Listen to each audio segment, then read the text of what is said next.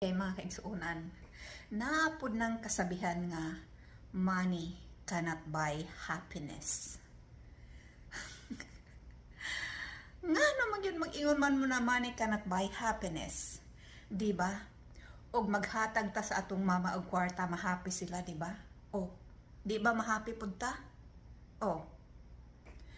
Og magpa-eskwela ta sa atong mga anak or sa inyong mga anak, sa atong mga pag-umangkon, sa atong mga apo. Malipay sila kay gipa-eskwela, di ba? Gamit ang imong money. O, di na happy ka. Naka-travel ka kay naa kay money. Di ba man happy ka nga nakapalit kang ticket kay makaadto ka sa lugar nga gusto nimong adtuan? Maliban lang o tungod sa imong money, di ka maminyo kay pero hunahuna ba ang mga igsunan nga bisag walay kwarta, bisag naay mga tawo nga